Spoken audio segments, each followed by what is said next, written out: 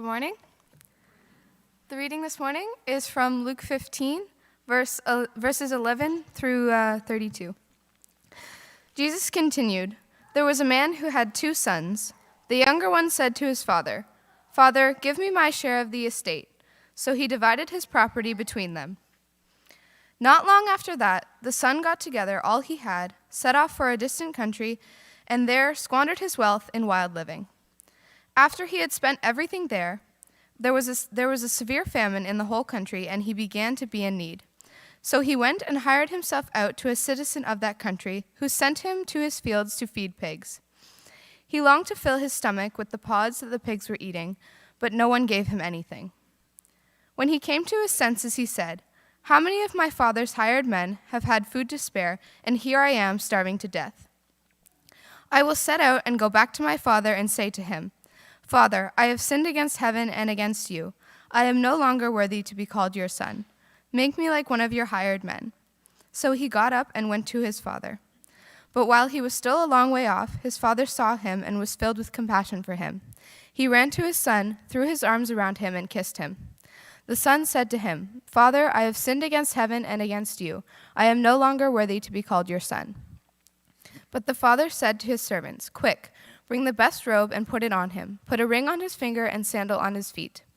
Bring the fattened calf and kill it. Let's have a feast and celebrate. For this son of mine was dead and is alive again. He was lost and is found.' So they began to celebrate. Meanwhile, the older son was in the field.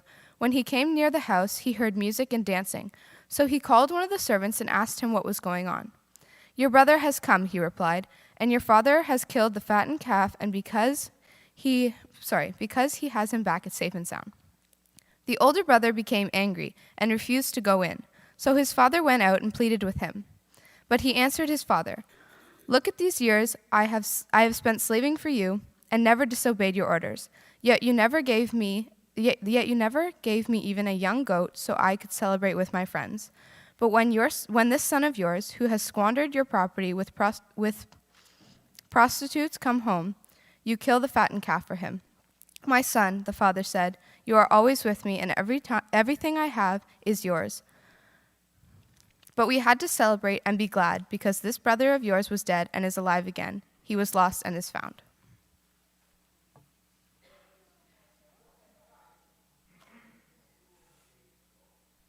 This past week, while Julie and I were on holidays in Ireland, we tested positive for COVID, unfortunately, in preparations for our flight back home. So we're going to stay home this Sunday in order to complete the necessary quarantine. So I'm recording this sermon for use in our worship service on this coming Sunday.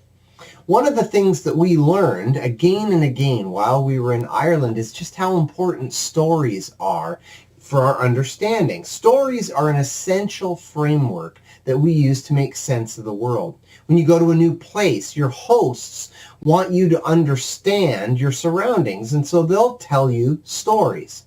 So while on the North Shore of Ireland, at Kathy Ellis's recommendation, we went to see Giant's Causeway, which was a spectacular sight just on the edge of Ireland, between Ireland and Scotland. It's a fascinating geological formation about an hour's drive outside of Belfast. Now, our tour guide had said that he would tell us the scientific explanation for the rock formation, but he also wanted to tell us the truth. The truth is that long ago, in the northeastern corner of Ireland, it was known to be the home of a giant named Finn McCool, the largest giant in all of Ireland. He could smash rocks with his bare hands. He could carry 2 cows, one on each shoulder, and he could climb the Fairy Glen. Now, one day he had heard about another giant named Benadonner, the largest giant in all of Scotland, just across the Irish Sea. So his wife, Una, told him not to worry about it. Don't worry about Benadonner. He can be his own thing and you be your thing. But Finn was flummoxed. The biggest giant in Scotland. Really? How big is he? Is he bigger than me? Finn asked. Then one day, while strolling on the Antrim coast, out of the clear blue sky, a rock comes sailing across the channel and hits Finn square on the top of the head, and he falls down. Across the channel, he can hear this lusty, full-throated laugh. Roars Benadonner. Well, Finn could not stand for that. So in spite of Una's advice, Finn starts to make a plan. The next morning, he gets up early and he starts setting these stone pillars, these stone pilings in the sea, and starts to build a causeway all the way from Ireland all the way over to Scotland. He's going to cross over and find this Benadonner and settle things once and for all. So off he goes across the sea, and he finally makes his way to Scotland. And in the early morning light, he's looking around and he can hear this deep rumble. And then his blood runs cold, for he sees this hill rising and falling with the rhythmic sounds of this deep rumble. And he realizes it's no hill. That's Benadonner snoring. And that was the moment that Finn McCool realized he made a huge mistake. Benadonner's bigger than him, probably stronger than him, and so he better hightail it back to Ireland. So in his haste, he stumbles and splashes in the water, and it's just enough to wake up the Scottish giant. Benadonner wakes up just in time to see Finn disappear across the causeway in the early morning mist, and he was curious. Who is this that would build a causeway to my land? Who does he think he is? And so Benadonner crosses the causeway in pursuit. Now, Finn gets back, and Una lays into him. Where have you been this morning? Well, that's the thing, says Finn. I've been to Scotland, and I've seen Benadonner, and I think he saw me, and he's on his way. So, of course, Una's just giving him the gears, telling him, I told you not to bother with him. I told you not to get into this. But listen, if you do exactly what I say, everything's going to be fine. So she brings him into the house and goes into the linen closet and pulls out a sheet and says, quick, wrap this around you like a diaper, and then put this mattress cover on your head like a bonnet. He says, I'm not going to put a mattress cover on my head like a bonnet and wear a diaper. And she says, yes, you are. You're going to do this, and you're going to climb into the crib. Now hurry up. And so just as Finn is climbing into this crib, there's a big knock on the door, and then outside the door, Benadonner starts shouting, where is Finn McCool? He's just out for a wee jog, said Ona. Would you like to come in? Oh, he's just out for a wee jog. He's just jogging around Ireland. He should be back in about 20 minutes. Would you like a scone? I just finished some scones. They're Finn's favorites. He has 3 of them for breakfast. And so Benadonner says, sure. So he sits down at the table, and she goes out and gets the biggest loaf of bread that they've got and brings it out to him and says, oh, yeah, this is just one of the wee scones that he'll have for breakfast. He usually has about 3 of them. And so Benadonner starts thinking, what's going on here? These are his scones. He has these giant loaves of bread, and these are just the wee little biscuits that he eats for breakfast. And he's going to run around all of Ireland in 20 minutes? I mean, that would take me like 30 or 40 minutes. And then Una says, oh, and would you please just be quiet and keep it down, because the baby's sleeping next door. And Benadonner says, well, here, could I take a look at the baby? I love babies. And she says, sure, yeah, he's right in the room next door. So Benadonner gets up and he peeks into the room, and he sees this giant wrapped in a diaper with a bonnet on his head, sleeping in the crib. And that's the point where Benadonner decides, listen, if that's the size of the baby, I don't want to still be here when Dad gets home. So he goes back his way across the causeway, tearing out the pillars so as to keep this giant from ever coming over to Scotland. And so that's the story, the true story, at least as I've been told, about where these stone pillars come from. Now, the story supposedly explains that, but it actually tells us more about the Irish self-identity, their self-deprecating and quirky sense of humor. Stories help us frame the way people see the world. So turn with me then to Luke chapter 15 this morning. Jesus is on his way to Jerusalem, and Luke observes in verse 1 how Jesus is becoming quite popular with the rough and tumble crowd, and it's stirring up some controversy. This man welcomes sinners is the line that the Pharisees say, and they mean it like a bad thing. This is not how they pictured their Messiah. This is not how they pictured their God, and neither do we. So on the way to Jerusalem, Jesus tells three stories right in a row. These stories that help his followers and his opponents understand who God is and what God is like.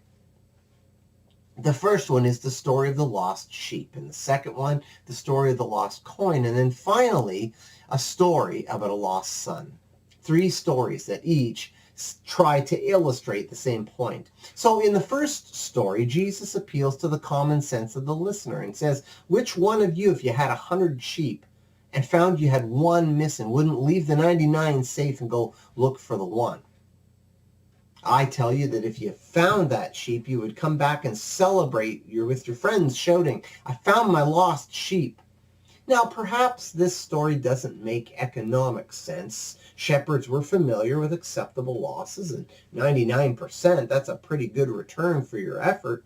But everyone listening to the story knows that when it comes to your sheep, you don't necessarily behave in a completely logical way. 99 sheep is just not enough. Jesus tells us this story to help us see something about the character of God. God sees the one. The one matters to God. God desires rescue. And what's more, sheep don't appeal for rescue. They don't avail themselves of God's assistance. It is God who seeks. It's God who searches. Sheep don't demonstrate compliance, and sheep don't negotiate their own restoration. In our first story here in Luke chapter 15, we see how much joy there is when one is recovered. Abundant joy. It's almost a silly celebration over just one recovered sheep. It's an abundant spirit of joy and restoration. That is what God is like. The second story in Luke chapter 15 starts in verse 8. It takes the first story and perhaps goes a little bit further. It's the story of a woman who has 10 coins, likely representing her dowry. The money secures her future with her husband's family. She will not be a burden to them when they get married because she comes bearing wealth and bearing dignity. But what if she loses one of these coins? That's what Jesus is talking about.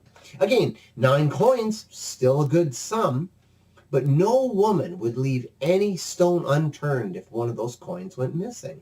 Everyone listening would agree you would find that coin. You'd tear the house apart looking for that coin. And finding it, you would celebrate. Again, there's great joy when this woman's dignity is restored. It's suggested in the story that in almost an irrational way, the woman might end up spending more on the party to celebrate this lost coin that was found than the coin is actually worth in celebrating its return. The story bears witness to the reality that the disciples and the Pharisees don't entirely understand God. That God sees the lost ones, that God searches diligently, that God desires the return of the one, that God celebrates when he finds what he is actually searching for. It's not like when I search for my keys, when I'm looking for them, becoming increasingly frustrated and angry and bitter the longer I have to search for these keys that should be right where I left them until I finally find them in the last place that I could have looked. It's not that kind of a search. God delights in restoration. That's what God is like. So in verse 11, the text that Erica read for us this morning, Jesus launches into one of the most familiar stories in the whole New Testament. The images are bold and the details are jarring. The story is rich and nuanced. There is just so much that's revealed here that we are often guilty of missing the point of the story. The point of the parable. You can see it in the way that we often tell the story. I've probably heard 100 sermons on the prodigal son, talking about the outrageous arrogance of the younger son and how awful his behavior is and how low he goes feeding pigs and how horrible that is for a Jewish person, before turning around and how the father runs to embrace him. Later, I've heard even more exposition on the older brother and his own arrogance. And which brother are you is a question that I've heard asked. And I'm afraid that we're just not hearing the story the way God or the way Jesus had intended us to hear it. The truth is, with this story here in Luke chapter 15, the truth is it's not all about you. The word prodigal means wasteful or extravagant, usually used when describing spending of money or resources. It means reckless spender. But the son is not the main character of the story. This story shouldn't be called the prodigal son or even the lost son. The third story is the story of the prodigal God. For the Pharisees, it was Jesus and his table fellowship with tax collectors and the other people with questionable associations. For the Pharisees and for most first century religious types, it was impossible to disconnect table fellowship on the one hand with moral approval. To receive hospitality is to place yourself in kin fellowship with the people, with your host. And inviting somebody to your table is like inviting them to become part of your family. You almost become family. Now, while you can pick your friends and you may pick your nose, but you can't pick your friend's nose and you can't pick your family. Why would Jesus choose to be bound to tax collectors and surround himself with them and all that they represent and all that they've done? That didn't make any sense to the Pharisees. And to be honest, it didn't make sense to most of the disciples either. Today, our trouble might be coming from a little bit of a different direction. Perhaps there's a different group of people that we think are the dishonored ones in our culture. Perhaps we don't have trouble seeing Jesus with bikers or with prostitutes or even with skateboarders. But it doesn't take very much imagination to come up with a group of people that Jesus probably shouldn't be spending too much time with. It doesn't take too much imagination to imagine a group of people that are just a little bit beyond the pale. People who would need to close the gap a little bit to demonstrate that they meant it. They want to become right with God, right? It's no longer tax collectors or people who work for Revenue Canada, but who is it for you? Who is it on the outside of your religious circle? The trouble with the text this morning is that we want grace for ourselves and justice for others. We have this picture in our mind, a story that we want to tell of those who are in God's good, amazing grace and those who are not. We tell stories comparing our strengths with other people's weaknesses, and we rehearse those stories of our own righteous worth and wonder aloud how others seem to miss. But it is God who is prodigal in this story, not just the younger son. It is God who is outrageously abundant and overly gracious, like with the sheep and with the coin. God eagerly seeks. He runs to meet his returning son, a scandalous idea in the ancient Near East. God seeks the younger son with a grace that almost unsettles us. If it doesn't worry you, this abundant and flagrant grace that God shows in this story, then I'm afraid you're not listening to the story very closely. The younger son's practiced speech is interrupted. That's my favorite detail in the whole story. Before he can outline his 3 steps to how he's going to restore himself to his position in the family, the father has already made the order. We're having a celebration, and the robe of honor and sonship is returned to his filthy back. A ring of title and belonging is placed on his grubby fingers before he's even had a chance to wash. Jesus adds in startling detail, the return of this son is not unlike a return from the dead. The story, in its genius, has another side to it, too. There's the other of the 2 lost sons here, each in different kinds of arrogance. But for both, the father shows abundant grace. The first son wastes while the second son objectifies. All these years I've worked and slaved for you, says the older brother. There's such a bitterness pooled here, a gracelessness, a spirit of entitlement.